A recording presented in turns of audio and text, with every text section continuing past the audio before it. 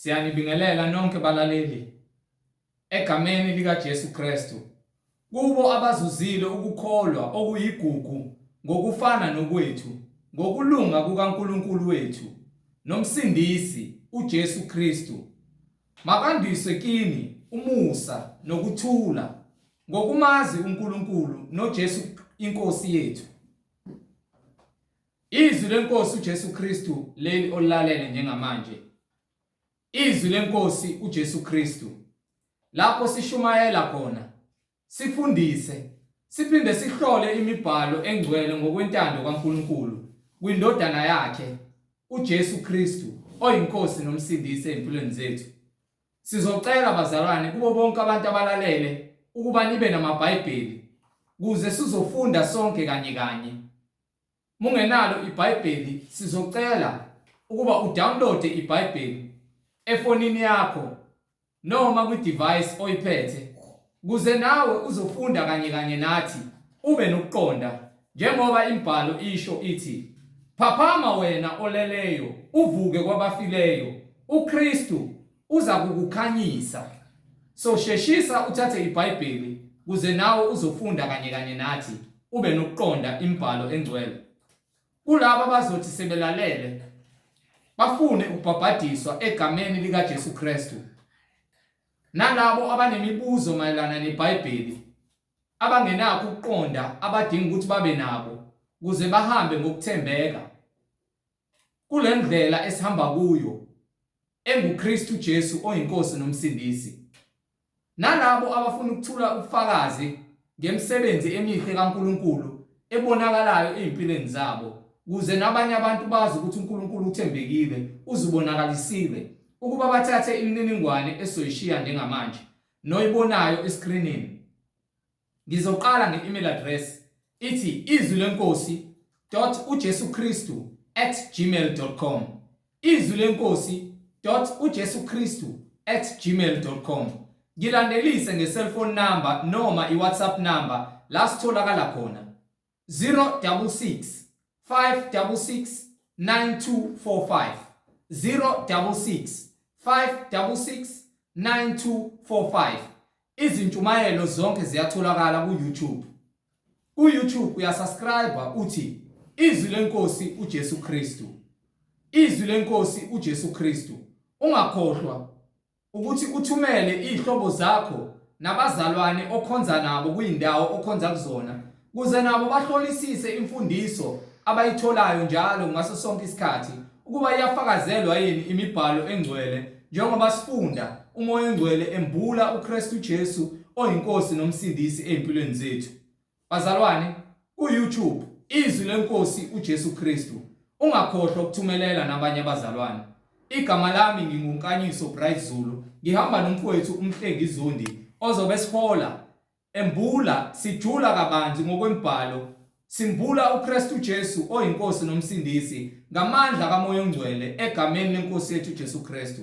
Sizocela bazalwane ukuvula ngomkhuleko simbonge ubaba wethu osezulwini ngalesikhathi samanje esinaso sokuthi indlebe zethu zikwazi ukuthi zizwe izwi lakhe eliyindlela neqiniso nokuphila kwethu. Baba wethu osezulwini, malingcweliswe igama lakho Nkosi uJesu Kristu.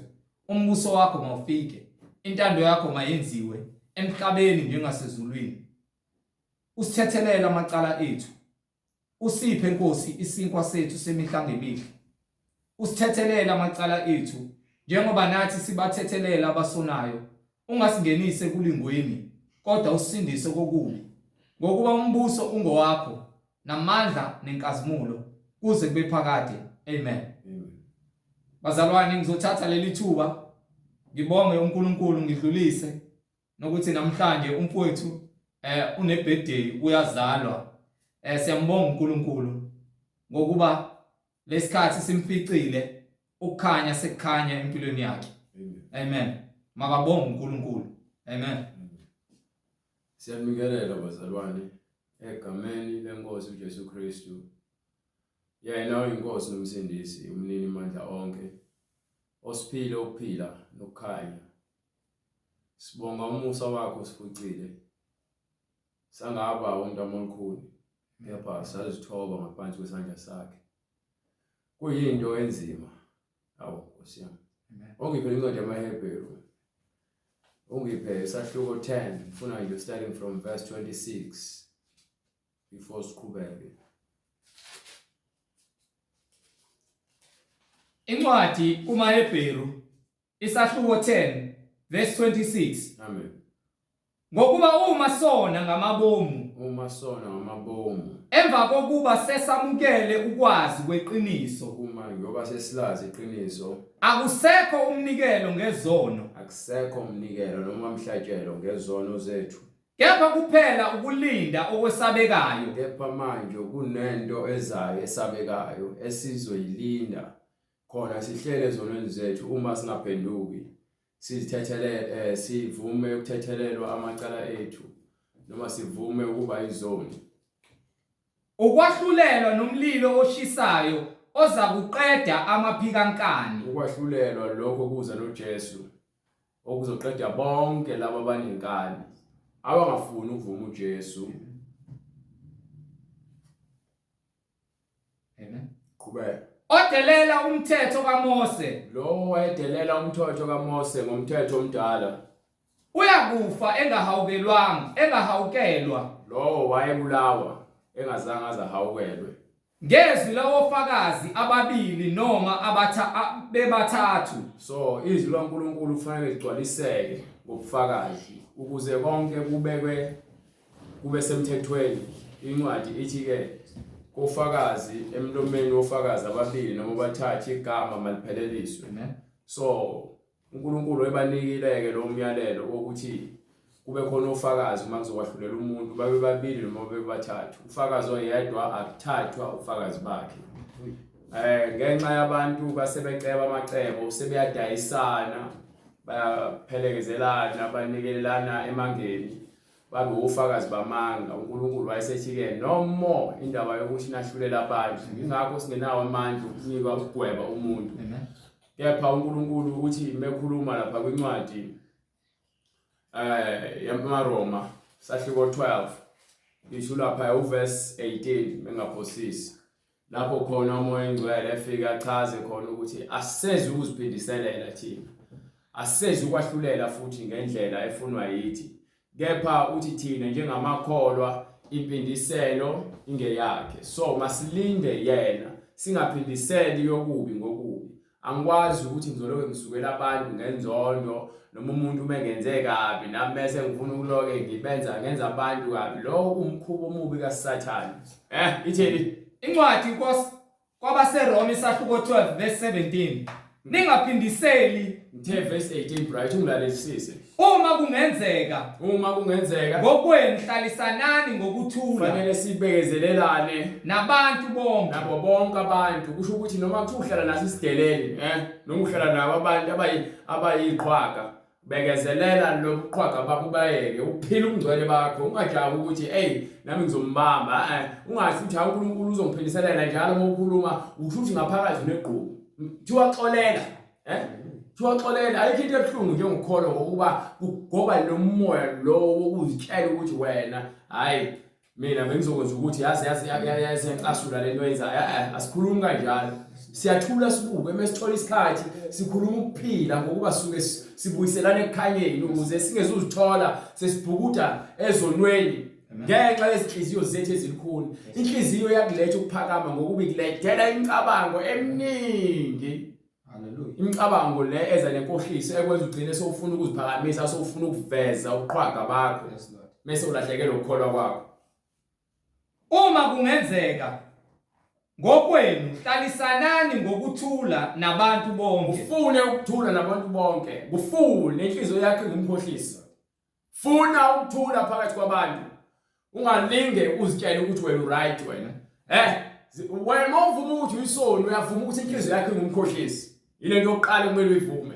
So uma izwi litshela lokhu wena uliphikisa lokhu ukuthi hayi wenza ukuthi nje uyena nje oqala, akusizi lokho kuJesu. Wena wenza njani? Ngithi uJesu kuthiwa wafela izoni, wafela isono engesona isono. Bamqambela amanga wabathula wababuka. bakhuluma konke baqoqa ufakazi bamanga bambeka esiphambanweni wathula nje uJesu wababuka ngokuba yikufanele kwenzeke vele ngokuba lezwe lesiphila ngaphansi kwalo umoya kaSathane uyalibusa so uSathane wegcwalisa ubusathane bakhe njengokuba nakwena umuntu bezokwenza kabi ungenzanga lutho wena bese ufuna ukuphendisela ngokubi ukuthi uSathane ufuna ukuvukelana. Ningaziphindiseli nina bathandwa. Thina abantu abangcwele kuthiwa singaziphindiseleli so singabi nalengqondo yokuthi ke engathi uNkulunkulu angamenza ukuthi lokho kubutha kusho ukuthi nakwena uSathane uyaphila. Kodwa dedelani ulaka. Kepha ke qhelelanani noma nikelani indawo ulaka lungabi kunina ulaka lephele kunina lunike indawo ukuthi ke ludlalele lapha kude nawe lingasondeli kakhulu noma likufica ukhale kuJesu ukuthi akunike inhliziyo ethobekile ngokuba kulotshiwe ukuthi ngokuba kubhalwe phansi ukuthi ngokwami ukuphindisela impindiselo ngekaJehova impindiselo eyakhe ngiyakubuyisela mina ngiza kuzibuyiselela noma ngiza kuziphindiselela isho inkosi usho uJehova. So ke ile nto engisama ukuyichaza ukuthi ukuphila nokuthula into eyakhiwayo ngegama likaJesu. Asizenzeli umathanda emngcweleni. Amen. Asizenzeli umathanda emngcweleni. Ngakho ke simele ukufunda ukuthi sithobeke ngaphansi kwesandla sikaNkulunkulu. Khona siphila ngaphansi komhlaba wezoni. Ngokuba isizathu ukuthi bamlengise uJesu ngokuba uSathane kwakumele agcwalise isigwebo sakhe. Mase yanqotshwa ngesikhathi uSathane elengisa uJesu esiphambanweni ingalolo suku uSathane azigwaza ngowakhe. Amen. Ngokuba uJesu wayesevuka ethuneni. Ukuvuka kwaJesu ethuneni kusho ukuthi unqotshiwe uSathane. Amen. Siyambonga uNkulunkulu ngabapostoli bakhe nangabaprofethi bakhe asinike bona ukuze sisindiswe size ekhanyeni ngegama likaJesu Kristu nangamandla akhe nangothando lwakhe. Ngaleyo ndlela leyo uNkulunkulu muhle ngemisebenzi yakhe asenzela yona ngezwi lakhe liphilileyo ukuthi uyafuna ukuthi sisindiswe asibekezelele aze enze isibonakaliso ezingakholakala namhlanje. Konke okwenziwa uNkulunkulu akukholakala namhlanje ukuthi kwenzeke. Abantu abaningi ingakho bethatha kancane ivangeli ngoba bacabanga ukuthi indaba kaJesu indaba yokudlala. Bacabanga ukuthi umdlalo. So njengokuba ucabanga ukuthi umdlalo ingakho nizibiza ngamakholwa kepha nibe ningakholelwa ekumfundiso engcwele. Ngaleyo ndlela njengoba ithi iBhayibheli abantu abawona sebelazi iqiniso baziphembela bona umlilo. Ngokuba intukuthelo kaNkulunkulu isiphenjiwe vele bona sebezibekela intukuthelo ukuba kusekho umhlatshelo esazokwenziwa uJesu lokho akwenzile kuphelile. Amen. So sonke simele ukubukela kuJesu. Siyambonga uNkulunkulu ngendodana yakhe ayithumela ukuthi yasikhulula ezonweni. Sikhululiwe ezonweni ngoJesu. Ukuba uyena ufikile wazokuba umthetheleli wezono zethu ungummeli wethu thina abantu abafuna ukuphila okungcwele ngokweqiniso. Ngithe ngilele ngathola ngisesimweni lapho bengihamba khona phezulu kwezindlu engathi zisamjondolo ngathola indoda ebifuna ukuhamba nami sangathi siwela endaweni eyindlu. Sangena kuloyo ndlu lo muntu engihamba naye engathi uyaziwa ngokuthi uthanda abantu besifazane. Kwase kuthi le ndoda bengaphakathi bekuyindoda engengichaza ubuso kepha yona lo ndoda ibe nokucasuka ngoba beyimazi lo muntu ongene nami kuloyo ndlu. Emva kwaloko yayisihosha ubhushu yasukela saphuma kepha lapho bekunendawo ekumele siyiwele. Theme siwela leyo ndawo leyo le ndoda le itheme iwela yaguqula ingqondo yayo because ihambile yashiya idirection umfazi wayo waqhamuka ememeza lokho ade kumemeza ukuthi uShembe uyinkosi. Ngathola into ebisankembe bengiyiphethe ngeza kulo wesifazane ngithe mengizomshaya kwangathi ubephethe itesa TV evika ngayo ngayiphahlaza loyo ndo leva kwaloko ngase ngiyibuyisela eceleni inkemba ngakhipha into engathi ubuyinduku. Hayi osifazane lo wayeseguqa ngase ngimemeza njengoba seswelile ukuthi ke uJesu inkosi nomsindisi. Amen. Ngamemeza ngithembe ngisho njalo kwathi angikhala izinyembezi ukuthi mengithi uJesu inkosi nomsindisi lo wesifazane uvele waguqa nendoda yakhe yaguqa ngathi uyedwa umuntu oyindlela neqiniso uJesu. Emva kwaloko kuvumbuka abantu ade bemile ingaba zibe bevuka kuphi bonke bavumela phezulu ukuthi uJesu inkosi nomsindisi. Kwangathi sesiyahamba siyakhuphuka njengoba sihamba sikhuphuka kwavuka abantu khona le ndaweni njengoba sihamba nabantu engase siyabaqhuba sibahambisa endaweni efanele kunegate ekumele siyongena kulona. Uma sihamba bese ngikhulume nawe lo muntu omunye ngathi ubaba omncane umfanekiso wakhe ephusheni ngimbuza ukuthi uyazi ukuthi uvimbezela abantu njengoba bebakhomba ngesibhamu ngoba engathi bephethe isibhamu ngamphuca isibhamu ngasidubula phezulu sakhipha zonke inhlamvu engathi khona esixukwini bekusakhona abanye abantu behamba naye bonke bebethi abanenkinga bona bazimisele ngokuthi balahlwe. Safika esangweni abanye baphuma abanye basala ngemumva bangena ngale ngangena ngale esangweni ngitheme ngibuya ngifuna ukulanda laba abanye ngoba basaba laba bantu laba abalanga phakathi kusho ukuthi ngitheme ngibuyisela isibhamu wasikhomba ngakunina esefuna kube yimina manje usabayo ngathi mina ngegama likaJesu angeke ngisabe ngokuba uJesu inkosi nomsindisi. Amen. Ngakho ke abantu abaningi basale ngaphakathi befuna ukuhamba ngisho mabengane nezingane zabo abanye bahamba baphumela ngale kepha ngokubuka iphupho liyachaza ukuthi baningi abantu abahamba indlela yokukholwa kepha baboshiwe. Njengoba beboshiwe bayafuna ukungena le ndawo kumele bangene kuyona bayazi indawo kumele bangene kuyona ngoba uJesu uthi mina ngumalusi ngumlindi sango. Njengoba ngumlindi sango igama likaJesu simemeza lona uma sibanjwe imimoya ebusuku asibize oshembe asimazi ushembe Shemba simazi nothi ukuthi siyamdelela ngokuba umprofeti wamanga. Ngaphandle kwalokho abantu uma bengaboni ukuthi ushembe umprofeti wamanga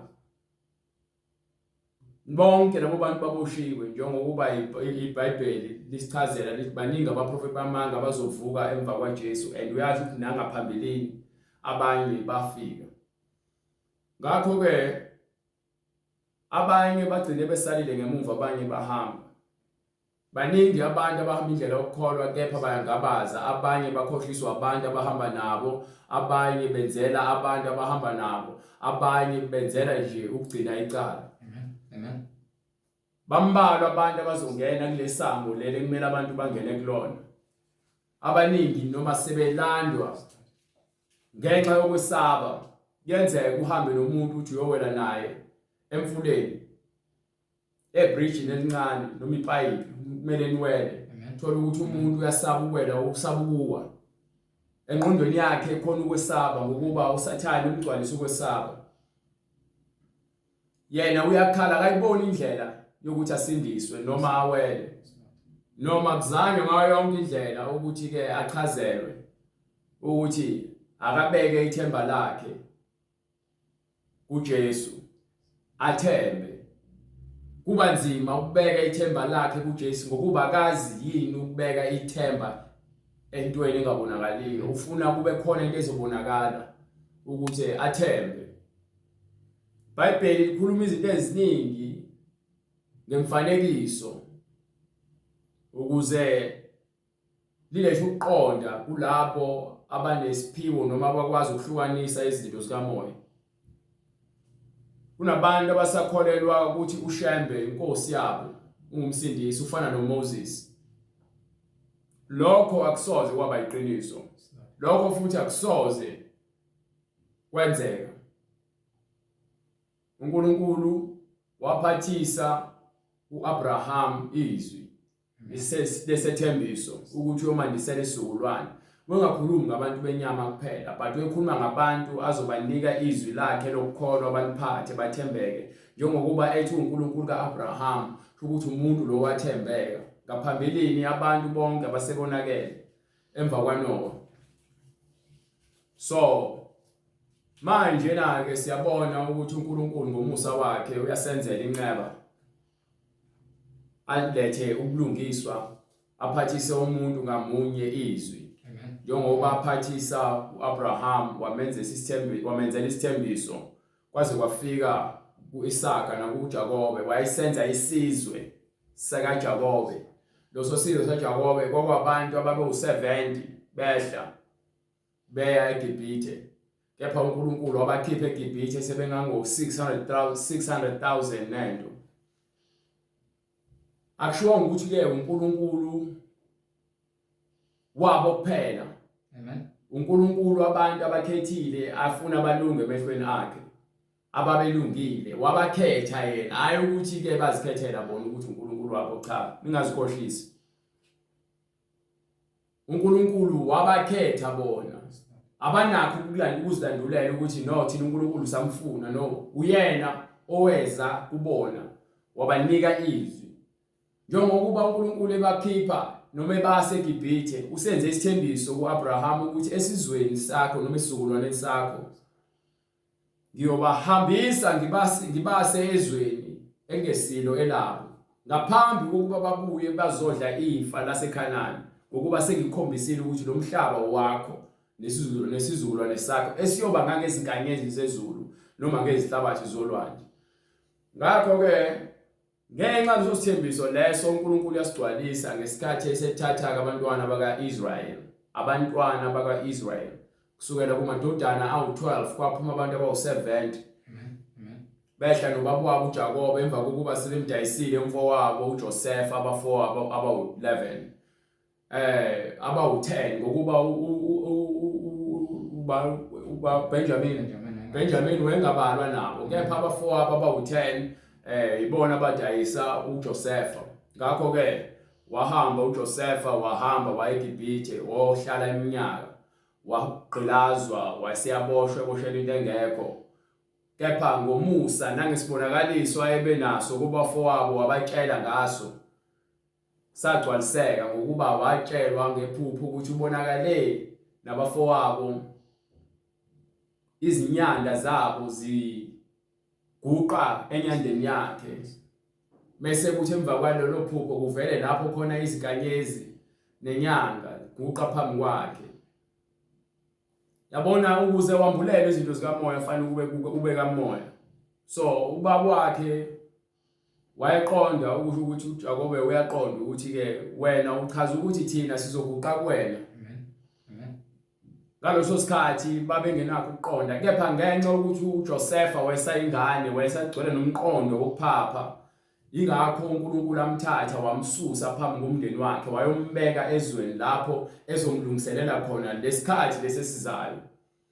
Ngenxa yalokho uJosefa wahlala eGibhithe iminyaka, wathotshiswa ngokuba wakhe evele emthanda, wamenzela ngisho ijakhethi enembalabala eyigugu ubaba wakhe. So nakubafowabo webacebela yonke into engalungile, kusho ukuthi wayemuntu vele ongazwani into engalungile, ukuthi kwakhona nobungane phakathi.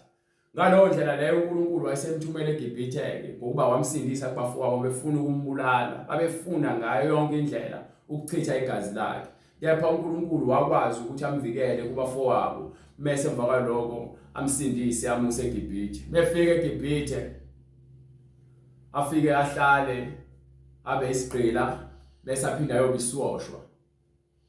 Ngomusa kaNkulunkulu uJakobe uJosefa wawuthola umusa kaNkulunkulu emva kweminyaka ewu-12 eboshiwe ngephupho elalika uFaro alithola, lapho khona kwavuka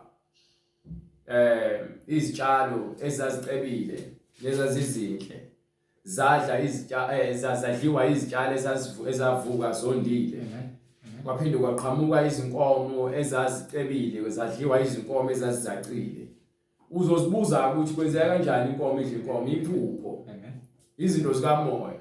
and izinto zikamoya ingakho sikutshela sithi zifuna ukubeka moya ngokuba ziningi izinto zikamoya ezikhulunywayo uma uza ngamehlo nangenyama ufike ubhajwe esiBhayibhelini kaninginingi abantu bebhajwe eBhayibhelini babe bese belahlekelwe ukuqonda bathi iBhayibheli likhuluma into engekho linganekwane ingokuba ukho kumoya. Ngakho ke uma uFaro senaleli phupha atholakala ukuthi ke kunamadoda adeboshiwe enye beyindoda ebiphathi wayini enye ibiphathi isinkwa futhi lamadoda lawa atholakala necala lokuthi omunye wathi ulethe iwayini lakhe latholakala nempukane waboshwa, lo munye wathi ulethe isinkwa sasinamatshe waboshwa. Abantu ababesebenzela uFaro lapho. So ngaleyo ndlela ke babe sebeba namaphupho, omunye waphupha ke ukuthi ke ube iphupho lakhe lapho khona ubasket wakhe ubunezidle ekhanda kwadliwa izinyoni. Omunye uphuphe isihlahla esinamagatsha amathathu wachaza iphupho lakhe, wabachazela uJoseph ukuthi wena njengoba uphuphe kanje emva kwensuku eziwu3 uzobuyisela esikhundleni sakho. Wathula nomunye wayesethi ke nami ungitshela iphupho lami, wayesethi wena njengoba nawe ubona iphupho lakho kanje emva kwensuku eziwu3 uzothatha ulengiswe mase kuthi ke udliwe izinyoni. Kwanzeka nangempela. Emva kwesikhathi ke esephumile lo mbhaki waphumela ngaphandle. Wayesethi uJoseph akena uzungikhumbule. uNkulunkulu azange athokoze ngalokho uJoseph akusho ukuthi uzungikhumbule. Ethi ke akutshela umuntu ukuthi azamkhumbula. uNkulunkulu uyamphatha kabi lonto ngokuba wayesethi ke uthatha ithemba lakho libeka kumuntu wamandisela isigwebo sakhe. Kepha ke uNkulunkulu wayebekile isikhathi njengokuba ke uFaro ebenephupho lalezi nkomo nezitshalo bese lifika lephupha bonke abantu babizwa ngani abenzi bemlingo nezangoma nezanusi zahluleka ukuchaza iphupho likaFaro. uNkulunkulu wabenzela labo buyaluyana ngalendlela ukuthi uFaro wayesefuna ukubabulala. So uma uFaro esefuna ukubabulala bese le ndoda le yakhishwa ejele ngenxa yaJoseph ngephupha lichazela yona le ndoda le. Yayisimchazela ukuthi khona umHebheru esasiboshwe naye lapha. Lo mHebheru lo angakwazi ukuchazela amaphupho, nami wangichazela iphupho nje kwenzeka njengokuba eshilo. Ngakho ke wayesekhishwa uJoseph wenza njengoba elichaza iphupho. uNkulunkulu wamfundisa izinto eziningi esibonakala esweni sasebusuku eselichazile iphupho. Wayesolala wamfundisa nezilimi zonke zaseGibhithe. Wayesemva kaloko wakhishwa ejele wazobusa eGibhithe ngokuba kwakhona isimo esizayo sesomiso. Leso simo esafica umhlaba wonke engangokuba kwathi nabakubo mase bezwile base befuna ukuya eGibhithe ukuthi bayothenga ukudla. Lapho bahlangana khona nomfowabo bengasamboni ngoba uNkulunkulu wayesemgezile wamkhipha eqhuphekeni wambeka enkazimulweni wamandisela ingcebo waba umbusi eGibhithe. So umbusi eGibhithe sekufika isikhathi esomiso njengoba echazile amaphupho wabatshela ukuthi yini kumele bayenze. Balalela yena waba ugovernment wagavena yonke into eGibhithe. Emva kwaloko ke bese kufika isomiso abafowabo mebeya khona bafike bamfica bengasamboni. Wayeseke ezazisa kubona wahamba bolanda umndeni wakubo bewu70 futhi babe u69 behla. Emva kwaloko babe u70 ngayo uJoseph. So bese befika eGibhithe bayahlala babuse abantwana bakaIsrael. Leso sikhathi esuke bezohlala babuse kuze kufe bonke amadodana kaJakobe. So uma efa wonke amadodana kaJakobe ilapho khona abantu baseGibhithe bebaphendukela abantwana bakaIsrael baqale babaphathe ngendlela engalungile. Mase emva kwalokho isikhathi njengokuba ke isiprofeto sinikiwe kuAbraham ukuthi isizukulwane sakho siyohamba siyohlushwa ezweni lelo lizwe ngelone labo. Bayakwazi lokho. Kepha basazi isikhathi. Bazi ukuthi bona fanele balinde uNkulunkulu. Bahlushwe eGibhithe iminyaka engango400. Thembe sekufika isikhathi uNkulunkulu wayeseletha umntwana igama lakhe kwathi uMose. Nakhona lo mntwana uqala wafika ngesiprofeto ngokuba Aaron waprofetha ukuthi uNkulunkulu uzobakhipha eGibhithe, uzobavakashela. Usisika Aaron uMiriam wayesethi ke kuzozalwa indodana. Lo ndodana iyona le ndodana le ezosikhipha la uNkulunkulu ezosilanda ngayo. Ngaleyo ndlela ke uNkulunkulu wayesenza njengokuba kwazalwa uMose. uMose kwakumele abulawe ngokuba wonke amadodana wakaIsrael wayebulawa kushiwo abantu besifazane kuphela, izingane zakhona kwakumele zibulawe. uNkulunkulu wabenzela umusa kakhulu, wenza izimangaliso. Lezi zinto esizikhulumayo nalento engichazayo ngichazela amandla kaNkulunkulu.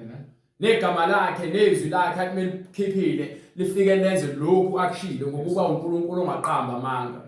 Ngifuna ukuvala abantu bakashembe umlomo, banemlomo emikhulu yamanga. Amadoda akhona anemlomo emikhulu yamanga, ngisho lo ngaphandle kwenhlonipho. Ngisho ngokuba ngiqiniso ukuthi akhona lodwa izwi eliphatha ushembe eBhayibhelini. Akukho nelodwa imfundiso ekhomba ukuthi abantu bakashembe banobudlelwano noMoses.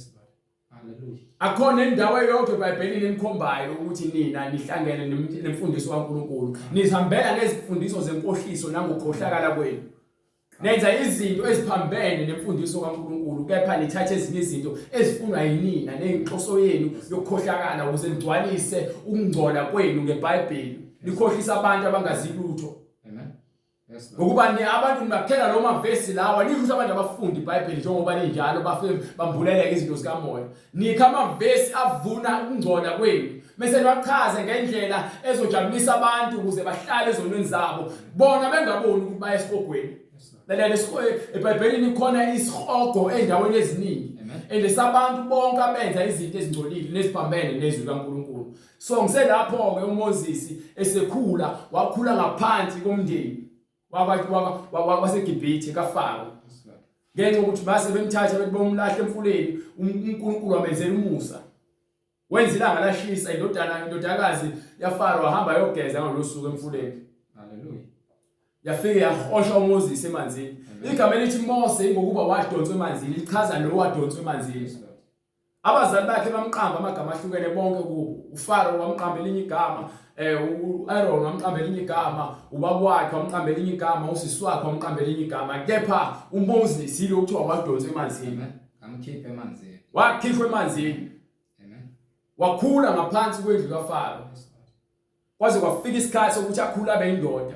Kepha inhliziyo yakhe yayingekho ngaphansi kwendlu kaFaro. Inhliziyo yakhe yayingaphansi kwabantwana bakaIsrael. Inhliziyo yakhe yayikubantwana bakaIsrael ngoba wemthanda uNkulunkulu. Wayezazi ukuthi yena ungumntwana wakaIsrael noma ehlala nabantu baseGibhithe.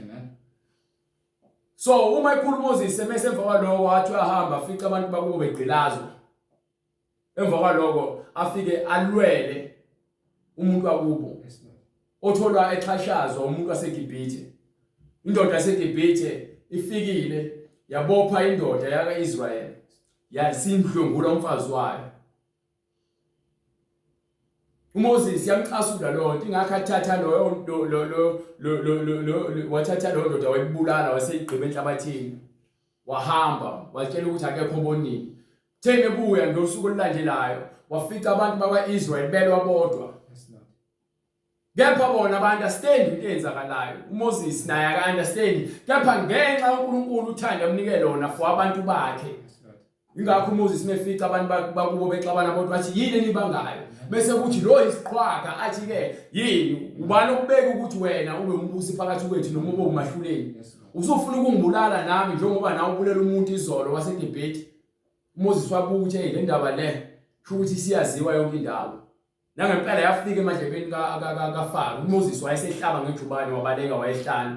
Yilapho khona ahlangana khona noJethro.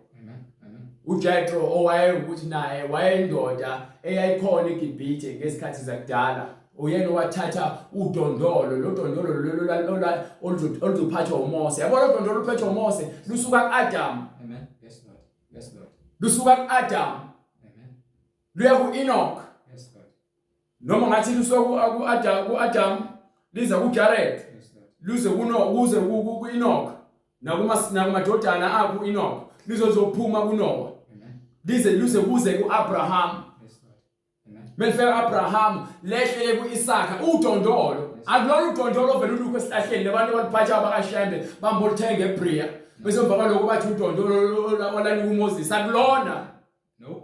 Lolo ni uMoses lalibhaliwe. Yes, Lord. Lilembhalo echaziwe lalingathinywa nombani. Yes, Lord. Yes, Lord. Amen. uMoses kuphela laniwena futhi ligcina ngaye akekho omunye emva kwalokho oliphatha lo dondolo. So lo dondolo nje walisuka kuNoah lize lophuma kuAbraham lifike ku-Isaka bese liya kuJakobo uJakobo wehla nalo afike eGibhithe ashiye lapho la khona bengakwazanga ukuliphatha lapho kuJethro umukhwekazi kaNoah wafika lithathe khona. Amen. Ahambe nalo afika lixhoma emva komuzi wakhe. Yes, Lord. Kwafika amadoda ahlukene ethi azolithatha ethi oyolithatha ngomningi indodakazi yami Zipporah. Hallelujah. uZiphora. Hallelujah. Akekho wakwazi kwaze kwafika uMoses mefika ufike nakhona ahlale naye uJethro abe isiboshwa kuningi abangakwazi Hallelujah. kuningi abangakwazi Amen. asimgceli asinahluleli siyanambulela. Yes. Moses mefika kaJethro uyafika ehlala aqala ahlale lezizwe ezahlukahlukene aphinda abuse kwesinye isizwe abe yinkosi iminyaka. Bephuma lapho mase bamkhipha ngokuba wengayena wakho uNkulunkulu wakwenza ukuba bamkhiphe lapho bamusa le khona uNkulunkulu efuna bekhona kaJethro. Nje befika khona wafike wasiza amadodakazi kaJethro ezokha amanzi wawakhulumela ukuthi ke abavulele baphuzisa amanzi baphuzisa izimvu zakubo. Emva kwalokho ke wasebamba amadodakazi awoxoxa ukuthi sihlangane nomuntu wasiza kanje wasethi ubaba wakho namlandeli. Wathi bese udaba la khona wathola ukuthi uMoses weqe uphuma eGibhithe waphuma eGibhithe wayobusa wabe inkosi bekumele bambulala abantu ade bebusa ngaphansi kwakhe ngokuba ke wenge yona inkosi ngokusemthethweni kepha zangazenqabe kunaloko bamnika izipho ukuthi uMoses ahambe uMoses akhululeke ngokuba basebethi unkosikazi wakhona lo owaye indlovukazi uMoses akazange thinte. uMoses wayengafuni ukumthinta ngokuba wengeyena wegcina izwi kaNkulunkulu ukuthi ungabathinta abanye abafazi bezinye izizwe. Abafazi bohlobo lweni kumele bathinte. Ingakho uMoses asuka lapho wangamthinta lo wesifazane wacasa umuntu wesifazane emva kweminyaka lo muntu ngithatha umuntu nazombeka la akazangithinte ngoba mina ngizele indodana thatha indodana yami kube yiyona ozoba inkosi. Bayithatha ke indodana yaba inkosi bamxosha uMoses waya kaJethro. Befika kaJethro uMoses wafika wahlala uJethro weza udaba ukuthi uphume lapha afuna ngabe ufile angithembi ukuthi uniphume ngokusemthethweni. Wamthatha wamvalela egele iminyaka ewu10 engamniki ukudla. uNkulunkulu amenzela wenzela uMoses umusa indodakazi yaJethro uZiphora yayiloko ihambisela uMoses isinkwa. Emva kweminyaka ewu10 yasiyabuza indodakazi yathi hayi baba uthini ngomHebheru owambopha. Athi baba hayi lo muntu lo ufuna ngabe lo usafa lo muntu lo. Angeke ukuthi ungahlala iminyaka ewu10 engabhekwe engani ukudla phile. Athi uZiphora lo wamaJuda lo. uMhebheru lo. uNkulunkulu wakusebenzela izimanga eziningi. Hallelujah. Wathatha uAbraham wamhlola ngomlilo. uAbraham wahlola ngomlilo bamfaka emlilweni uAbraham nomfowabo washo umfowabo waphuma uAbraham ephila ngenxa ukuthi akaguqeli izithombe asiguqele oshembe. Emva kwalokho wasuka uAbraham wathola indodana uIsaka yahlolwa ngenkemba. Wathola ukuthi uNkulunkulu uthembekile uAbraham njengoba kuthi uIsaka bamthathe emsentabeni ayohlatshwa wayohlolwa ngenkemba. Ukukhona kwakhe kwathembeka kwatholakala kuphelele. Ngapha uJakobe naye wawuhlola ngokuhlunyezwa iminyaka ewu21. Hallelujah. Ehleli komalume bakhe. Umfowabo emphucile ifa lakhe ade linikiwe igugu lakhe. Wasebenzela umfazi wakhe bamnika omunye umfazi. Waphindwa wasebenzela umfazi wamnika umfazi ngokusemthethweni. Kwathiwa futhi akasebenze ngokuba yini unesandla esihle uNkulunkulu naye. Azange azadube wabekezela wamkhulisela izimvu kepha uNkulunkulu umusa ayemenzela uJakobe wamandisa imfuyo kamalume wakhe uLabani yayingani yayizala imfuyo engasile. uNkulunkulu wazafika isikhathi ukuthi amkhiphe kuIsrael kulomuzi lo. Bese ethi ke nangu noMose wahlolwa ngaphansi kwamanzi uZiphora unalo ulwazi unkosikazi noNkulunkulu umuntu wesifazane onoqonda ukuthi unazo ama qualities okulungela ukuthi abe umuntu wesifazane ogana kaIsrael ngaleyo ndlela ke ubaba wakhona wayesezwa lesistory ukuthi hayi le testimony ubufakazi lo kunamandla asike siyombheka lo Moses bamfica uMoses enentshebe uHulukuqu ekhona lapha emgedeni wayemkhonza uNkulunkulu emthandaza uNkulunkulu haleluya emnqosa uNkulunkulu akayekanga ukuthandaza emva kweminyaka u10 ehlele emgedeni wamefika uJethro wafika wabona ukuthi hayi uMoses uyaphila mephila uMoses wasemkhipha umgunda wahlala naye uMoses waphila naye wayeSimoses elusela uJethro thebe seqedile ukulusa noma esalusa wafika isikhathi lapho khona jikela ngemuva wathi mefika ngemuva wafica kukhona esihlahleni induku ebhaliwe ngendlela ethize thebe efica lapho uMoses lenduku wayibamba kwathiwa ilungela yena uMoses lenduku yaphuma lenduku le ilona lobhoko nalodondolo leniqamba ngalamanga nina abantu Hallelujah. haleluya waphuma naMoses wayesebona uJethro ubona uMoses ephethe lenduku wathi nangu umuntu obekumele athole indodakazi yami wathatha indodakazi yakhe uZiphora wayinika uMose yamzalela amadodana amabili ngakho ke uMoses emva kwalokho lapho ke khona uNkulunkulu afike ngesimo somlilo ebona isihlahla sisha asivutha kepha singashi bese akhulume naye ukuthi hamba ke Moses manje ngiyakuthuma abantwana bami eGibhithe ukuthi obalanda njengokwesithembiso sami bayakhala bayahlupheka Moses umuntu ongakwazi ukukhuluma kahle ngokuba esamncane washa olimi lakhe uFaro ngesikhathi embona uFaro behlele etafuleni idliwe uMoses wathatha umqhele kaFaro obukhosi wafaka ikhanda lakhe kwathiwa lengane le yamaHebheru zinawo umkhuba lezingane zokuzenze kanje bezochitha amakhosi awukazi uzwini emlandweni ukuthi ubakwazi uAbraham wenzani wabulala amakhosi ase Sodoma naseGomora hayi wabulala amakhosi ayehlasele ephuce abantu baseGomora eSodoma naseGomora umcebo wabo wabulala amakhosi awu5 ehamba nezinceku zakhe be112 babulala abantu abayizinkulungwane ilapho khona uAbraham ahlangana nenkosi yangona phakade uMelchizedek wamnika okweshumi iqhamuka kanjalo abantu abaningi bafundile ukufunda uqondo Hallelujah. qhamuka okweshumi iqhamuka ngaleyo ndlela kunika sokuvezela bona ezisicathulo sifundisana indlela zikaNkulunkulu haleluya Lord Jesus. kwaseqhamuka okweshumi noJakobe thebe sebuya eya kumalume wakhe uLabani elele khona elazi indawo ibizwa ngolazi emva kwalo wayiqamba wathi iBethel wayelele lapho uJakobe kwase kwehla ilaja liqhamuka ezulwini Hallelujah. mele ilaja kwehla izingilosi ziyahla zenyuka phezulu khona inkosi yamakhosi Hallelujah. haleluya Lord Jesus. khona inkosi yamakhosi ngayisimtshela inkosi ukuthi umhlaba lelibona ngiyasithembisa njengoba uhamba nakhona ngephupho ukwavele kwabamnyama themba kwaloko mevuka wabona ukuthi indawo uNkulunkulu khona la wakholwa themba ekholwa wayesethi uNkulunkulu njengoba engithembisile konke ayonginika khona angandisele khona nami ngiyomnika okweshumi uNkulunkulu akakubuyalezi qhambe izwi okweshumi ngokuqonda izinto zikamoya ukuthi uNkulunkulu mengipha nami kufanele ngiphindisele kuyena okweshumi kwakhe so mawuthola 2000 rand 10% okaNkulunkulu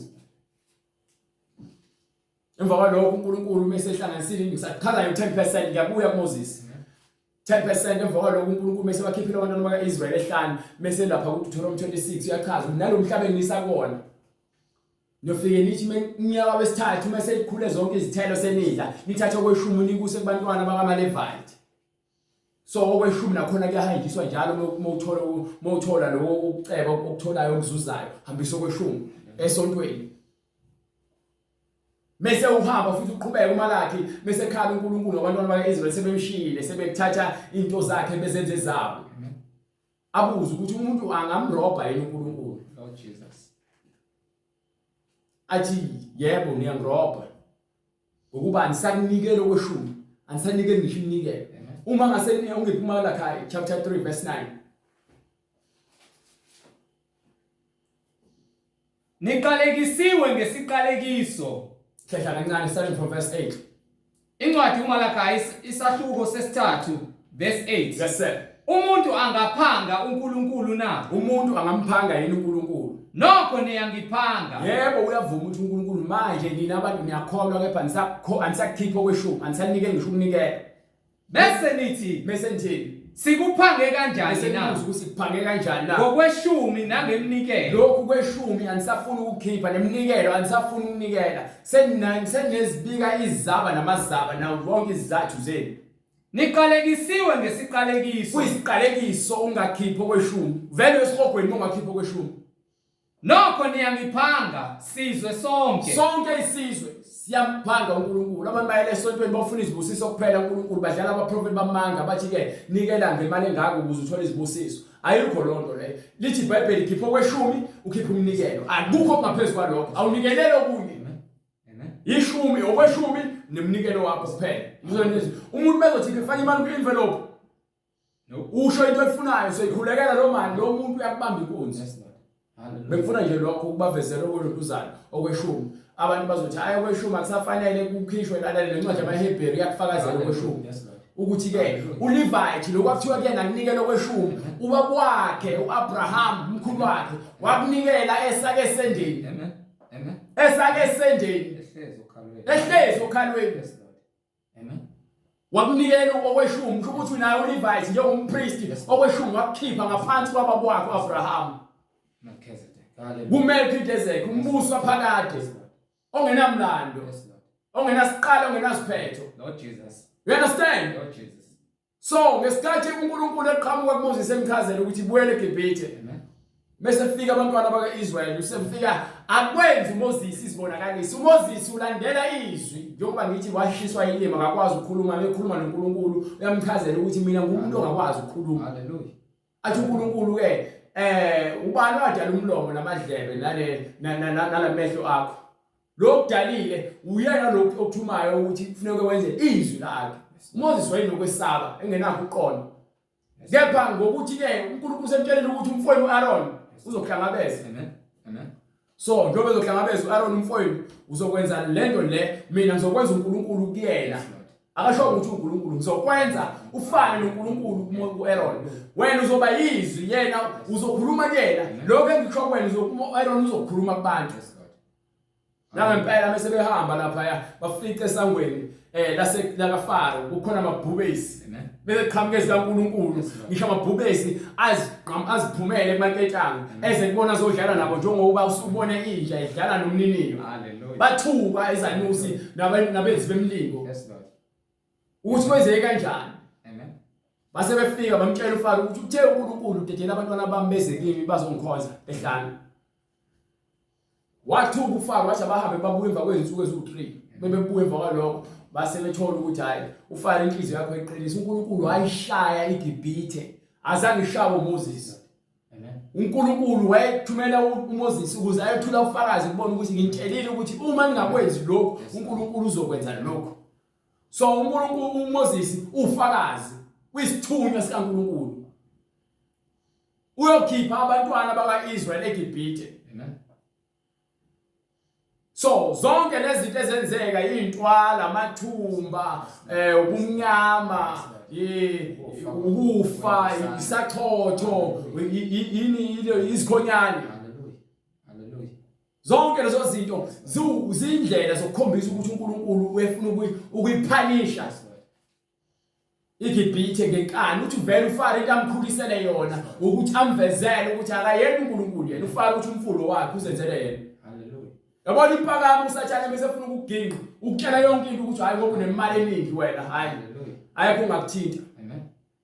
uNkulunkulu afika kushaya wamshaya uFaro Wabona uFara kezwa noma esemshaye ngamathumba wamshaya ngempukane, wamshaya ngezintwalo. Amen. Wathi ke manje ngithi sivumelwane nawe Moses. Isivumelwano sokugcina sokuthi ke namhlanje ebusuku thathani imvu. Yes, Lord. Yes, Lord. Nibulale. Amen. Beyibulala lemvu le. Nithathe igazi nibhixe obondeni. Yes, Lord. Nasenqonqameni lesicaba. Amen. Ngizothumela ingilosi yokufa. Uma ifika khona igazi izodlula. Yes, Lord. Leyo mvu leyo enzohlukana mase nibulala indlu nendlu izobulala ngokwesilinganiso sakhona. Amen. Ibizwa ngephasika manje. Idle neqede. Hallelujah. Manje nizoyidla niqede ngalobo busuku kungasi ningayiphula amathambo. Lord Jesus. Gcwalisa isiprofeto lonto le Amen. ukuthi uJesu akaphulwanga ngisho ithambo elilodwa kwesiphambanweni kepha izelelesi zaphulwa amathambo Yes, Jesus. ngokuba yini uJesu wayesihlabelo Yes, Lord. akho shembo wabetshela esiphambanweni Amen. Lord Jesus. akho shembo wavuka ethuneni. Yes, Lord. Hallelujah. So manje na umuntu abadle njengoba bedla lesidlo basidla bagqoke yonke into kuthiwa bazophuma nengcebo eGibhithe balanda amasiliva namagolide nayo yonke into ababeyifuna bayithatha abantwana baseGibhithe. Amen. Amen. uNkulunkulu wabakhipha ngosuku ngoba wabulala wonke amakhosana ayebeke ejele izilwane nendodana yaFaro ehlala isikhona esihlalo sobukhosi.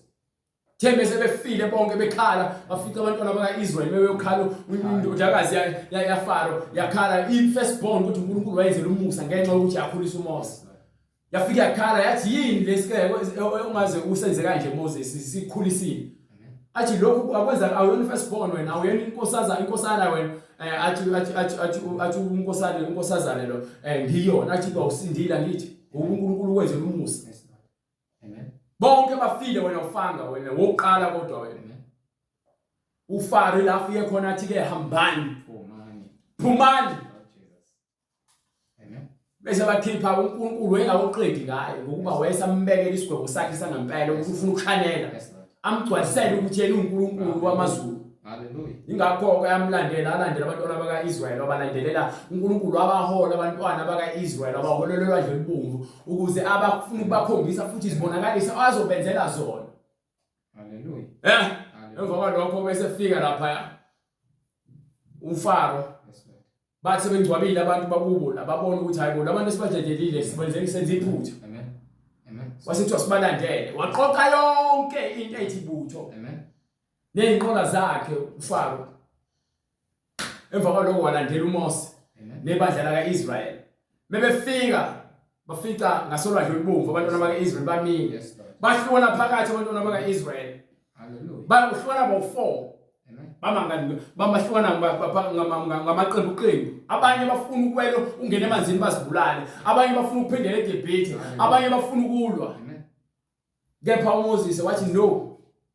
Ningesabi. Wathini uMoses? Ningesabi, Wathi uMoses ningesabi. qinani, Kufanele bame baqine. nibone ukusindisa Namhlanje kukaJehova. kufanele nibone ini? Ukusindisa kukaJehova. Kufanele babone insindiso labantwana bahamba ngezi kaNkulunkulu. uMoses awengazenzela umathanda. Aza kunenzela khona namuhla. uNkulunkulu wayesekhulumile noMoses ngakho konke. uMoses uyakholwa uNkulunkulu ingakho etshela abantwana bakaIsrael ukuthi abame isibindi. Yes, Lord. Abame manje balalele babheke. Amen. uMoses wayesekhala uNkulunkulu wathi ukhayelani kumina yini lo ephethe. Amen. Yena wayephethe uMoses afike ezigubha imgilingwane ngayo eGibhithe. Asibone igilingwane ezenziwa oshembe bezisibonakaliso zamanga belokhu bethatha abantu bebalontuza abantu ababangani babo nabantu abayihlobo noma ngabo bathathwa labo bantu thoba basukumisa ama wheelchair. Lord Jesus. Asidandaba nalezo zibonakaliso none emfanisa noJesu ushemba kasoza afana noJesu. Amen. Amen. Kuningi nje ekwenziwa kaShembe ugcina isabatha ugcina ihluthu ukuhamba ngezinyawo ngoba kwathiwa kuMoses le ndawo akuyona ingcwele akakhumula imbadada yonke lento yokuhlathi ngokuba kwakhulunywa noMoses akhulunywanga nokuthiwa abantwana bakaIsrael kwathiwa Moses.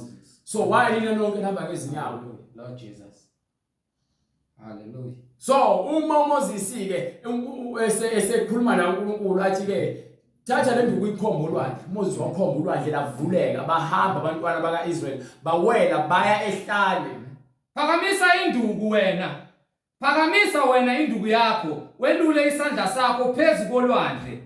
Ulwahlukanise abantwana bakaIsrael baza kuhamba phakathi kolwandle emhlabathini owomileyo. So wayesebehamba bewela abantwana bakaIsrael, babe belandela abantwana baseGibhithe. Bafike bambozwa amanzi, bafa bonke. Wasinda uFaro. uNkulunkulu efuna umkhombisa ukuthi ke iyona Nkosi kuphela ekhona yamazulu. Amen. So uMoses mesehamba nabantwana bakaIsrael ehlane, ile khona uNkulunkulu eyokwakha khona ibandla lakhe ngokomthetho kaMose awunika uMose. Yes, Lord. Hallelujah. Ukugcina isabatha into engasekuqaleni kweBhayibheli. Amen. Yakhulunywa noAdam. Amen. Ukugcina isabatha. So njengoba langcwelisa isabatha uNkulunkulu emva kwezinsuku ezu6 akhile umhlaba ngosuku lwesikhombisa wayesenza isabatha wathi usuku lolo lapho khona abantu kufanele bangasebenzi khona. Nina niyasebenza nini? Nenza imisebenzi yenu. But uJesu mesefika uzokhulula abantu ukuthi ke bangasagcina isabatha, mebehamba ngemsebenzi, mebenza imisebenzi emihle ngesabatha. Amen. Amen. Nina niyaphuza, niyafeba, niyajona, nenza konke. Hallelujah. Asikwazi ke lokho ukuthi abantu bangakudla ukudla okushisayo. Qhamngaphi? Hallelujah. Ngokuba kwakuthiwa ngesabatha abapheke balungiselele yebo umgqibelo. But ke manje ngeNew Testament asikwazi lokho thina. Nina nikholelwa izinto ekuthiwa zenziwa ngosiko oludala, but anigcini zonke izinto ezenziwa ngosiko oludala. Ukuthi nina nikhetha lokho enifuna ukwenza okujabulisa nina, okunye nakhiya. Ngoba phela fanele ngabe nisenabo abapriest abakhulu abahlezi behlaba zonke izinsuku nangalo isabatha, behlaba izilwane, beshisa impela. Mekuthiwa lokho kwenziwa kanye ngoJesu ngoba lezagazi lezilwane lalingenele. Ukuthi aseke isidingo sokuthi ke sigcine isabatha ngoba uJesu wafike kwalapha abantu ngesabatha. Wafike wasukumisa abantu ngesabatha. Lord Jesus. Hallelujah. Watshela abantu ukuthi abathathe uhlaka lakhe umuntu ahamba. Abantu beza nezinhlaka zabo bezoletha abantu begula ngesabatha. So nina niyezenzela nje lezi zinto enzenzayo ngaphandle kokuqonda. Ngokuba iyasitshela iBhayibheli ukuthi lezi zinto zazenziwa ziyisithunzi. Hallelujah. Salokho bekuzabuza. Lokho bekuzabuza uJesu. Hallelujah. Akushiwo ukuthi ke ushembe. So Moses mesafika ehlane batshela abantwana bakaIsrael ebafundisa izinto uNkulunkulu ambonise zona lezi kumele bazenze base belakha iTabernacle. Nina iTabernacle enhlezi nihamba nalo elinamasherubhi cha aninalo. Niyaforsa kashembe. Hallelujah. Asekho futhi ke manje ngokuba uJesu leli Tabernacle lelinamasherubhi leyo ndawo leyo kwakuyindawo eyigcina ubufakazi uNkulunkulu ayibhale phansi nokuthi ke kwakhona isihlalo somusa lapho khona kwangangena umuntu ngisho abapriest babengangeni ngaphandle kwegazi. Kepha uthe mesafika uJesu wangena kuleyo ndawo ngaphandle kweloluzana kwezilwane ngegazi lakhe wangena wathengela thina ubungcwele ukuthi angene isihlalo somusa ingakho esewumpriest ongaphezulu kwabo bonke abapriest. So uma uJesu umpriest ongaphezulu kwabo bonke abapriest kusho ukuthi ke asekho sidingo sokuthi ke kuhlatshwe ukuchitha igazi. Indaba zephasika leza sisekho ngoba kwakuyisithunzi. Ingakho uJesu athi ke ngenza isivumelwano esisha ngegazi lami elichithekela abaningi ukuthethelela kwezono zabo. Lord Jesus. Amen. Ingakho sithi ke sinesidlo sakusihlwa. Simchazela lezi noma siyafundisa nibadala kepha nikhohlakele. Ngisho abantu hayi thina labashemba sinenkinga nokuthi uhlabela abantu abadala. Ukhohlakala lokho. iBhayibheli isitshela kahle ukuthi ke mawufunda kwincwadi yeDeuteronomy 13 bese uhamba uyomfundela kwincwadi ya Isaiah. Incwadi uDeuteronomy 13 noma nje 32 awumfundele 32 verse 16 to 18. uNkulunkulu yini emcasulayo. Incwadi uDeuteronomy isahluko 32 verse 16 bamvusela umhawu ngawo uNkulunkulu babezizwe. Bavusela uNkulunkulu umhawu ngabo uNkulunkulu bezizwe. Uma ubiza ukhuluma nabantu abangasekho ubenza uNkulunkulu bakho. Bamthukuthelisa ngezinengiso. Uma unesithombo sibukayo ukhuleke kusona usenza uNkulunkulu wakho. Bahlabela amadimoni angesibo onkulunkulu. So uma uhlaba izilwane egameni labantu abangasekho, awuhlabela abantu abangasekho, uhlabela amadimoni ngokuba wena ubuyisa imoya amadimoni ize kwakho. Abantu abangasekho basehayidise noma baseparadise. Onkulunkulu ababengabazi. Nina nibiza amadimoni nofake emsamo nofake emalini. IBhayibheli liyasho lithi ke abantu abangasekho baphansi kwabafileyo. Amen. Yes. Baphansi kwabafileyo. So baphansi kwabafileyo, abanye baseparadise. Hallelujah. Yayitho indaba. Hallelujah. Akho umuntu osemsamo. Amen. Akekho noyedwa umuntu osemsamo. Izangoma ezabalozi. Ukuthakatha lokho. Hallelujah. Abantu ababiza abantu abadala bashabela abantu abadala babeke emsamo ukuthakatha lokho. Amadimoni lawo nofida, nifida igazi, nifida amadimoni ngegazi. Engenaqala ingakho ingane zenu zilimala njalo kuthiwa lokho kufanele nichithe igazi. Ukuba anakho uqonda. Akho siko labantu abamnyama nosiko labantu abamhlophe. uNkulunkulu uthi wayenza izizwe zonke ngagazi linye. Hallelujah. Zonke izizwe wazenza ngagazi linye. Kuba zakhe ngaphansi. So uNkulunkulu mase ekhulumile, njengoba bahlabela amadimoni bayamcanukisa uNkulunkulu, mase athi ke emva kwalokho Onkulunkulu ababengabazi. uNkulunkulu ababengabazi, Onkulunkulu abasha. uNkulunkulu abasha, Abasanda ukuqhamuka. uNkulunkulu abasanda ukuvela. Ababengasatshwa ngoyihlo. Ngisho ushembe labo izinto ezisanda kuvela njengoba senibiza ushembe ngoNkulunkulu wenu kumanje akekho usethuneni. Leli liqamba amanga lithi ushembe wathi ke njengoba engcwatshwa uzomila isihlahla amanga lawo akho sihlahla. Hallelujah. Hallelujah. Ushembe bekuthi wafika nifundisa amanga lokuqala uIzaya. Amen. Amen. Usehayidisi usesihogweni. Hallelujah. Ukuba bonke abafundisa into engekho belahlekisa abantu bonke basesihogweni. Zenza umvini. Hallelujah. Akho mvini owashembe. Hallelujah. Lord Jesus. So nina abantu elithi ke uJehova wenu ushembe akekho uNkulunkulu akashembe ngisho usuthanda akho uNkulunkulu wasemphakameni uNkulunkulu wamadimoni lo usathane. Ababengasatshwa ngoyihlo. Angimsabi mina ushembe mina. Idwala lakuzalayo. Ake ngisabi umuntu odalwe njengami ofile njengami osemgodini ozoba semgodini njengami. Yes, Lord. Uyedwa umuntu engimsabayo uJesu umuntu osezulwini. Uma ungamsabi uJesu uthi aswele ngishoyo ngokuba yini umoya engcwele akazozambuli kwena usathane uhlele enhlizweni yakho. Amen. Uma ngifundisa ngeBhayibheli lesifundisa ngani noMoses enoJesu nizofundisa ngale zinto ezibhalwe phansi andinakuthi edela nifaka oshembe shembe usanda kwenzani lo. Amen.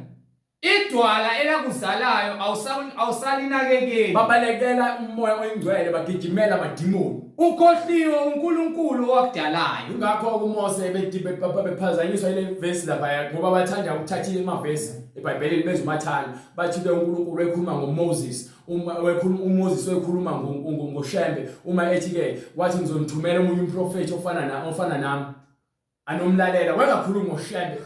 Ukuba mesifunda kwincwadi yezenzo kuyavela ukuthi lo incwadi leyo lo sosiprofeti uMoses ukhuluma ngoJesu. Hallelujah. Akhulunywa ngoshembe eBhayibhelini. Akusho ngiyongilethela abaprofeti lo tell umprofeti uJesu wafika wagcwalisa lo zwi lelo. Manje nina ke ngenxa yongazi niyabamba niyayeka.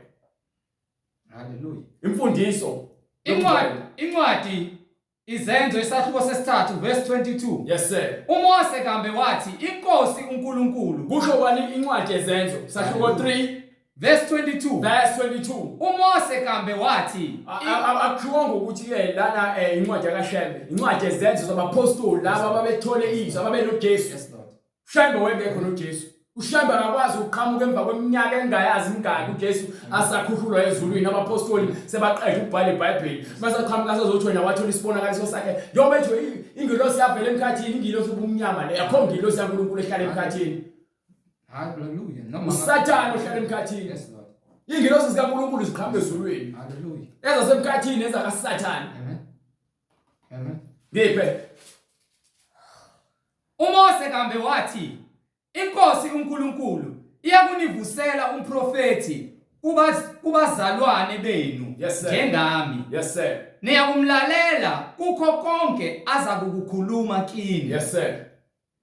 Kuyakuthi wonke umuntu ongayi kumlalela lo mprofeti uyakuchithwa kubantu. Yebo, qhubeka. Yebo, nabaprofeti bonke kusukela kuSamuel. Lalela-ke, angithi uMoses ukhulumile. Yes, Lord.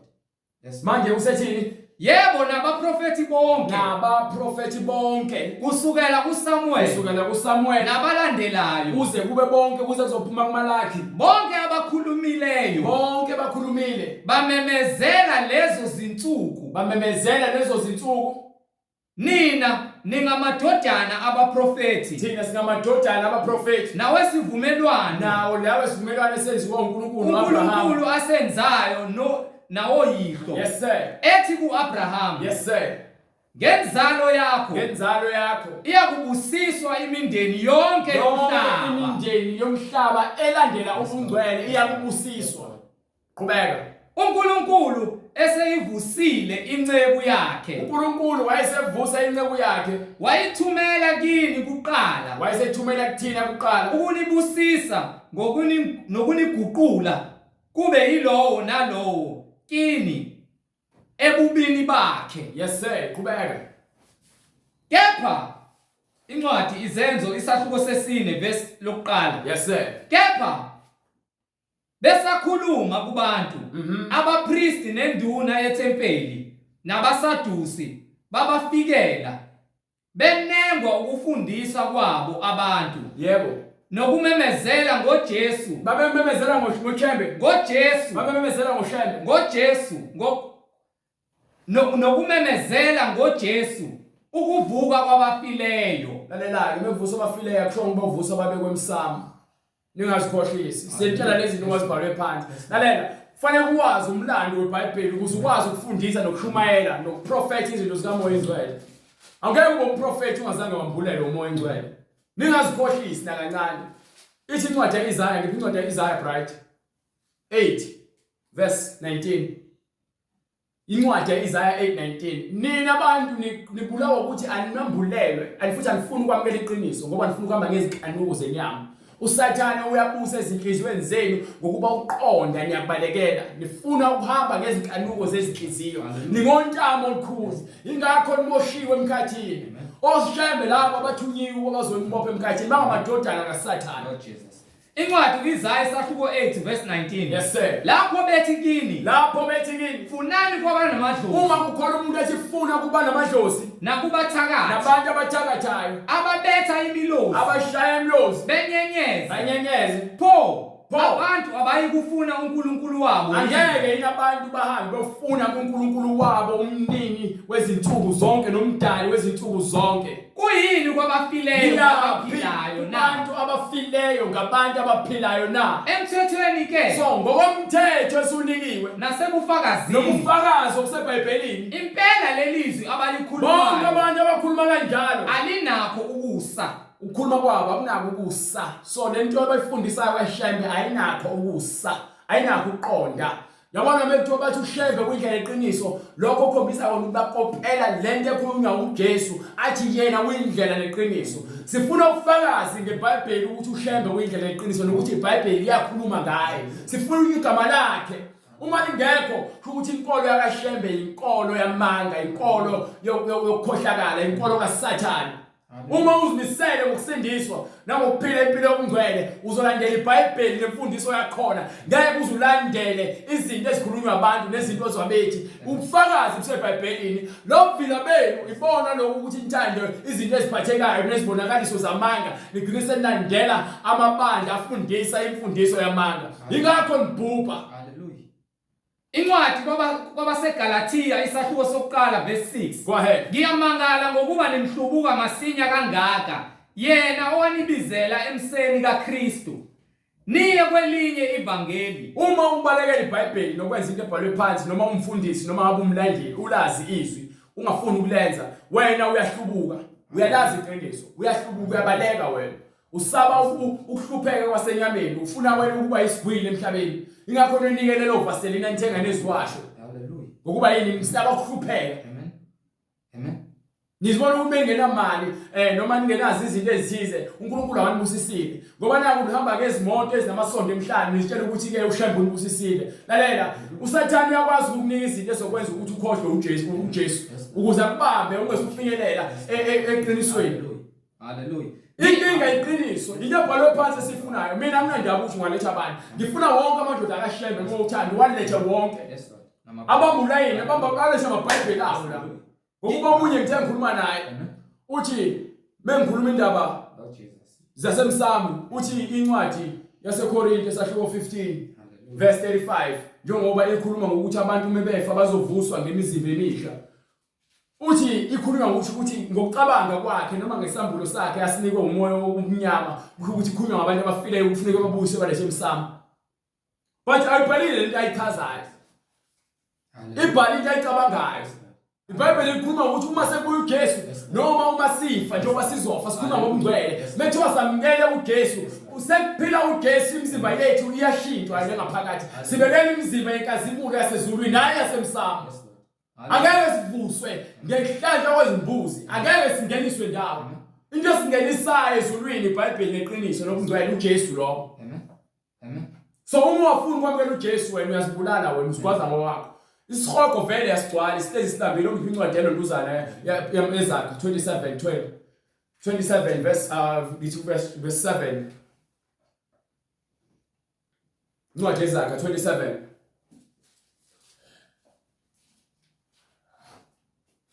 Incwadi iZakha isahluko 27. yes sir out of back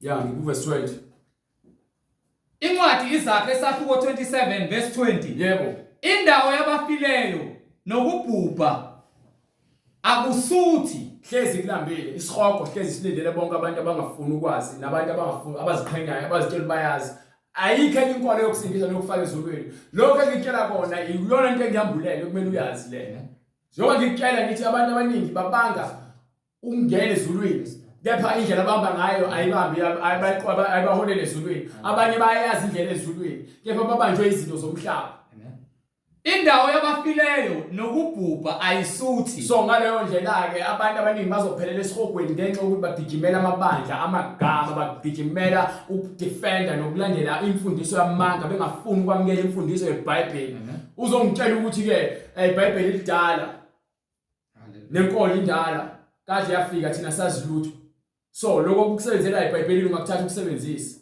ukufa lokho Lord Jesus. Amen. ukufa lokho Amen. uma iBhayibheli lidala wayesingalandeli ufuna wena ukuthi silandele lokho ofunwa yithini Yes, Lord.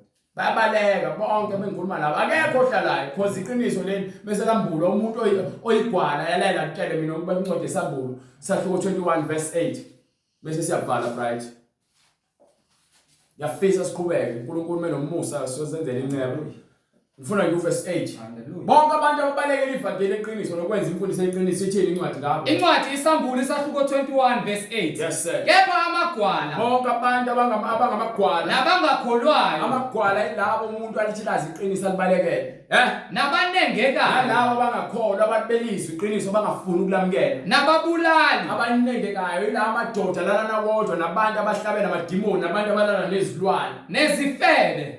yini ophindele ungifundele engayizwanga Kepha amagwala yebo nabangakholwayo yebo nabanengekayo yebo nababulali nabantu abachitha igazi nabantu abalobe busy babhizi emhlabeni banenzondo bayathengwa ukubabulala abantu nabantu ababhizi bacuthela abanye abantu bafuna ukubabulala otaximan nepolitiki noyizigebengu emphakathini noma ngabe ukuphi lokho khona uNkulunkulu uyakwazi lokho ukulindile isihogo bekuthiwa ke asigcwali nendaba abafileyo silinda abantu abafana nani abangafuni ukuzwa iqiniso bayeke ukungcola namaceba agcwele inhliziyo zabo kaSathane nezifebe. nabo bonke abantu abalala bengashadile umulalo ongashadile akhathana noma ngabe kuthiwa umthanda kangakanani wakuthembisa umshado noma wakulobola wangeqeda ningawoshadi fanele nishade nibe nyamanye uma nilala ngashadile nisasangingane noma ulala nabantu abahlukahlukene uyaphakathi esihogweni wena Nabathakathi nabantu abaphathi imithi nabantu abathakatha ngenhliziyo nabokuhleba bonke bayesihogweni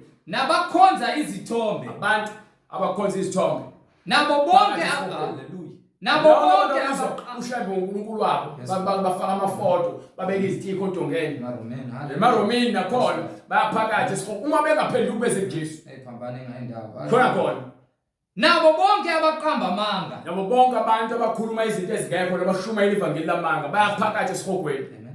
isabelo sabo siyakuba sechibini Ichibi lomlilo. elivutha umlilo Ichibi elivutha umlilo. nesibabule okungukufa Lokho kwesibili. esikhuluma ngokufa kwesibili. Yabona ke ikona kufa kwesibili. Manje banika incwadi ezenzo khona bezokwazi kumele bayenze ngoba sebatshela izinto ezibhalwe phansi eBhayibhelini. Uma ungalifuni iBhayibheli uyazibizela wena esihogweni. Uma unembuzo manje lezinto esizikhulumile eBhayibhelini noma esizichazile ngeBhayibhelini ongazazi ongaziboni usibuze sokukhombisa zona. Sina incwadi bayibiza incwadi yaJasha. Yes, Lord. Sinencwadi yaJasha. Yes, Lord. Sinencwadi yaGenesis angithi. Khona incwadi yaJasha. Amen. Khona incwadi yaEnoch. Mohlukumezeka usithinte. Hallelujah. Mekukhona ukuthintayo, lezi zinto ezike eBhayibhelini lalela zikhona zonke ziyafakazelana ukuthi uNkulunkulu munye lokho akwenza. Bo angithi kuthiwa emlomeni yababili noma abathathu. Mekukhona ufakazi ababili noma abathathu lo gama lelofuna lipheleliswe.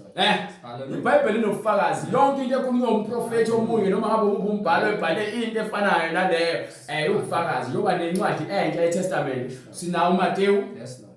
sinawo uMarko, Yes, Lord. sinawo uLuka, Yes, Lord. sinayo uJohn. Yes, Lord. Bese kuzoba izenzo zabapostoli lapho khona sebegcwalisa lezwi leli. Hallelujah. Kunofakazi abawu4. Yes, Lord. Kepha banabanye abapostoli njengaye uJuda, Yes, Lord. Lord Jesus. njengaye uPetru. Amen. Ofakazi lapho. Amen. Lord Jesus. Incwadi zabo zikhona leBhayibhelini. Ofakazi ababekhona benawo uJesu. Amen. So bafundisa into eyodwa bonke. Wayezoqhamuka lamabandleni esikhashana, lamabandleni asanda kuvela manje azofundisa izinto ezingekho eBhayibhelini. Bese niyakholwa ngokukhulu ukukhuthazeka. Nikholwa amanga nangezibonakaliso zamanga. Ngicathi ke indlela ezezulwini isinika akho shembe is the way la. Akho shembe indlela neqiniso la. Ushembe uyindlela yamanga nokubhubha nokufa nesihogo. Amen. Hallelujah. UJesu indlela neqiniso nokuphila. Hallelujah. Baphi incwadi ezenzo? Incwadi izenzo isahluko sesibili verse 36. Yes sir. Ngakho indlu yonke yakwa-Israyeli Ngakho indlu yonke kaIsrael. mayazi impela ukuthi Yonke indlu kaIsrael mayazi yonke ukuthi uNkulunkulu umenzile inkosi noKristu. bonke abantwana bongcwele mabazi ukuthi uNkulunkulu umenzile inkosi noKristu uJesu lo enambethela. enambethela nina esiphambanweni. Yes sir. Umenzile inkosi. Yes, Lord. Uyena kuphela inkosi. Yes, Lord. Unikiwe amandla kusho uJesu. Athi amandla kwanikiwe. Hallelujah. Ingakho avuke ekufeni. Yes, Lord. Amandla kwanikiwe emhlabeni nasezulwini nangaphansi komhlaba. Yes, Lord. Nencwadi yafakaza ukuthi ekuthobekeni kwakhe aze kube ukufa kwakhe kwasesiphambanweni. Hallelujah. Wayesenikwe igama elingaphezulu wonke amagama. uNkulunkulu wamphakamisa. Hallelujah. Sebekuzwa bahlabeka enhlizweni bathi kuPetru Yes, sir. nakwabanye abapostoli. Vele sishumayela kona ukuthi inhliziyo yakho ihlabeke izibheke isihlole. Thatha iBhayibheli ulifune. Amen. Madoda bazalwane, Ndoda bazalwane. siyakwenze njani na? Yini siyakenza? uPetru wayesethi, uPetru wayesethini. phendukani, Yes sir. yiloyo naloyo abhaphathizwe. Phuma kaShembe. Phuma eMaromini. Phuma kumaPentecostal. Phuma kuma-7 Baptist namaPresbyterian nezinto zonke nizibiza ngazo.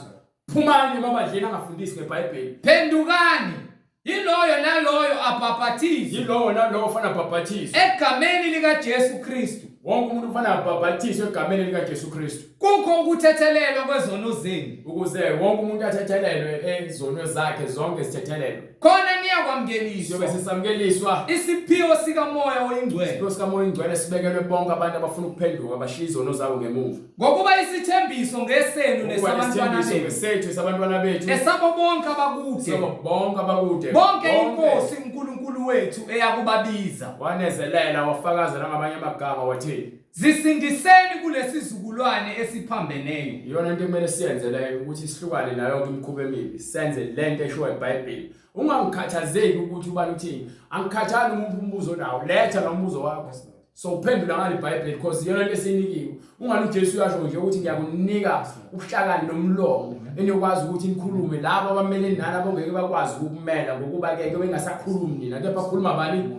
Hallelujah. You understand? Hallelujah. So lezi esizikhuluma izikamoya akukho ukuhlakanipha kwami la nokodwa. Zisindiseni kulesizukulwane esiphambeneyo. Ngakho ke siyabonga uma sofuna ukusindiswa noma ufuna ubhaphathiswa egameni likaJesu Kristu uyosithinta inamba ilo ibonayo ku screen ne-email address lapho uzosithinta khona. Ufuna ukuxhumana nathi uma ufuna ukukhokha kweshumi noma ufuna ukunikela umnikelo emsebenzini kaNkulunkulu uNkulunkulu uyokwenza njengoba iBhayibheli lisho bese sosithinta kuyona imininingwane leyo sithatheke khona lapho siqhubeke siphambili. Ngisho uNkulunkulu angigcine asiphinde sibonane ngokuzayo. Uma ufuna ukubhabhathiswa uyosithinta senze ngakho konke kusemandleni ukuthi sifinyelele kuwena. Kusamele siphinde KZN siyokwenza njalo. Ngomusa kaJesu Lord Jesus. uNkulunkulu evumile sizokwenza ngegama lakhe nangamandla akhe.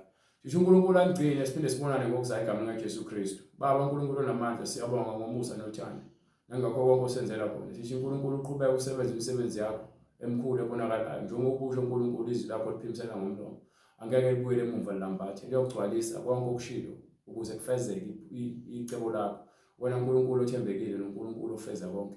Ngamandla akho uNkulunkulu ophilayo emhlabeni nasezweni ngaphansi komhlaba uyabusa ngegama likaJesu Kristu. Namanje uNkulunkulu sithi-ke Baba intando yakho mayenziwe empilweni zethu. Nalabo uNkulunkulu ababoshiwe uzwe ubazwele uNkulunkulu bakhululwe ngegama likaJesu Kristu. Manje belize izwi uSathane ngabe indawo enhlizweni zabo uNkulunkulu baqhelelane nokubi babuyele kuwe Baba. Ngokuqonda nangokukholwa nangokuthambisa izinhliziyo bangabi ontamo olukhulu bagcwalise isiprofetho njengoba abantu benza nasekuqaleni.